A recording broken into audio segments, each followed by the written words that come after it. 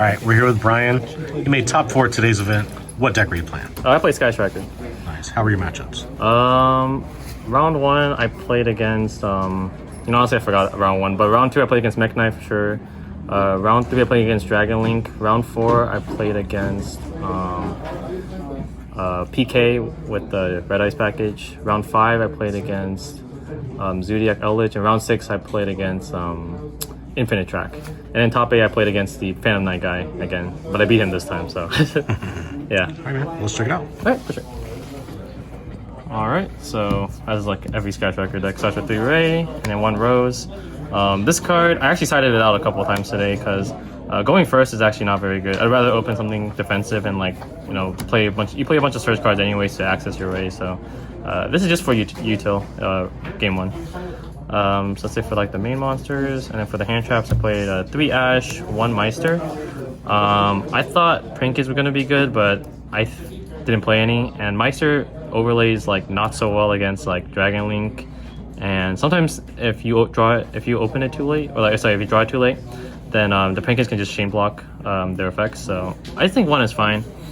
It's just really one of those things that you just want to have once and just like never again. So that's why I played Meister. And this time I decided to play Pankratops, even though I'm playing a Go First version. I think Pankratops is like insane this format, and if you just lose the die roll and you summon it, you should be winning most of the games. So that's why I decided to play Pankratops in my Go First deck. So I believe that's 9 monsters. And for my spell strategy, I played 3 Widow Anchors, 2 Shark Cannons. I was thinking about playing 1, but I feel like just having the extra 1 to search off Suzuki was really nice. 2 Area Zero, 1 Afterburners, 1 Multi-Roll, 1 Hornet Bit, and I still played base because a lot of the decks that beat you when they make you go first, it's like Mech Knights and stuff and Shaddolls, where if you get rid of your extra deck monster, it's more beneficial. So late game, you would definitely want this card, and just to have like 1 or 2 like bad cards in your deck to make like all your matchups good if you play it right is I think worth it. So that's why I play base. So that was 11 Sky Striker spells. And then for the other supplement spells, I play 3 Cosmic Cyclone. This card's insane because against Praying Kids during the standby phase, if they don't set multiple back row, you can snipe out the Pandemonium, and then their turn's basically really bad for next turn. Because you can just Widow Anchor, take their normal summon, and then their turn's basically over. So that's why I really liked it. Same as last time, I played 3 Prosperity. This deck, you need to access certain cards of your engine to win the game, so that's why I think this is better than Desires. Even though Desires does let you have a better chance of like breaking boards and like drawing 2 cards. With no downside because you can't play Upstart with this during the same turn. But for me, I won top 8 because I Prosperity into Droplets and then I won in time. So that's why I think this card is much better than Desires, especially in this version with no engage. So that's why I played that. And then the downsides don't even hurt you that bad. You can banish 3 specific cards that you don't need, and you can just your high take just does 750 instead of 15. So yeah, I played 2 Droplets. This card's insane because Shaddol's a really popular deck. And I wanted a main deck out the Dragoon that wasn't Ice Dragon Prison. Plus the spell card too. And you can Widow Anchor, take their stuff, and then tribute it from Droplet for like just free cards basically. And then for the last 4 spells, I played the banless spells. Rhoda, Terraforming, Upstart, and Call by the Grave. Call by the Grave is really good going first, and going second against Dragon Link on the Seal.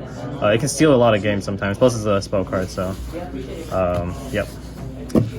And then for the traps, I played 3 Strike. Strike's the best trap in the format, in my opinion, besides Red Reboot. 3 Imperm. This card's okay. It's bad against Praying Kids, but even then you can still do it on the Dual Do. So you can stop them from searching Pandemonium or the extra place. But honestly, I really wanted like a card against Dragon Link that doesn't play into Talents. And going first, you're setting a lot of back row anyway, so having this to like column manipulate is just like really good. So yeah, that's why I played this. And I only played 2 Ice Dragon Prison this time because I feel like drawing multiples is really bad unless they play a lot of like activation negations. So I think 2 was fine. You can Prosperity basically add it too, so yeah. And that was the main deck. That should be 40. And for my extra deck, I played 3 Hayate, 3 Kaguri, 3 Shizuku, 1 Kaina, and 1 Zeke. This is all pretty basic. I still play Hauki Firebracks because it's like extends into your Unicorn, which extends into access code. I didn't play Veil it because Veil is really bad and it plays into Talents and Call by the Grave, so yeah, and you can't really set Veil too, so you can't really do much with it. So yeah, I think this was fine. Access Code won me a game today, which is good. And my last card was Ningritsu. This card just outs Dragoon. It's really good. There's a play you can do with Hornet Drones and then Zeke.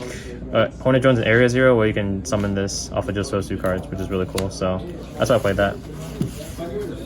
And then for my side deck, it was a little more unconventional this time because I wanted to try new things. I didn't really have much practice going to this event, but I just played what I felt like, made the most sense to me. So I decided, I also think hand traps aren't very good this format, so I played a very minimal amount. So I played 1 Nibiru, 1 Contact C, and 1 Lancia. And I supplemented it with 2 shared rides. So my whole theory behind this, especially going first, is if you set this and then you draw it. So I would consider these all hand traps. If you set this, draw this, and they don't ash it, you're basically drawing a bunch of cards to access these. And I think this card is good at 1. Obviously not good in multiples, but 2 times today I drew it for the 6th card. So maybe I should have played more. Not too sure, but I think this was really good. And then for the other spells, I played 2 Silent Graveyard. This is just really good against Prank Kids, and if they Lightning Storm you can just stop their whole turn anyways. Even though it turns off Ray, buys you a turn at least. 2 Twin Twisters for Prank Kids and the Shadal Trap decks, or Trap decks in general. This card's really good because you can just stand by phase, blow them out, and then win the game.